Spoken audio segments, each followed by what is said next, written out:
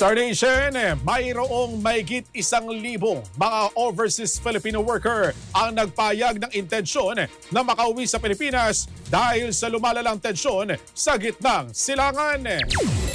Ayon kay Overseas Workers Welfare Administration Administrator Patricia Yvonne Kaunan na mayroong kabuwang 1,189 na OFWs mula sa iba't ibang bahagi ng gitnang silangan. Kinabibilangan ito ng 278 mula sa Bahrain, 246 naman sa Abu Dhabi, 231 mula sa Dubai, 173 mula sa Qatar, 62 naman mula sa Kuwait, 46 mula sa Israel at 5 mula sa Lebanon.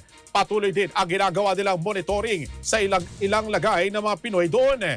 Mauguritang inatake sa pamagitan ng joint operations ng US at Israel ang Iran nitong nakaraang Sabado. Samantala, Star Nation, nanawagan naman si Kaunan sa mga OFW na tumawag sa kanilang hotline upang malaman ang kanilang kalagayan.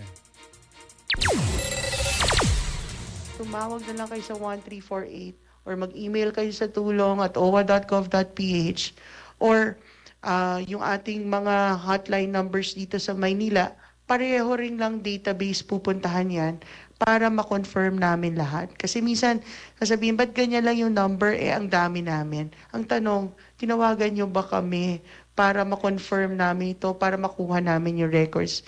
I think in any planning, ang importante, hindi yung parang, hindi to parang may eroplano at pasasakay na lang ang mga tao. You know, just to tell you, no, yung isang bansa, napakalaki yun.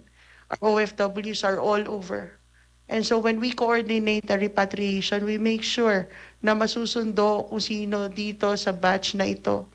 And so it entails a lot of preparation and it entails us getting the right information, ang tamang impormasyon mula sa ating mga OFW. So please, let me, lang po, nakikiusap po kami naman ang mangungulit.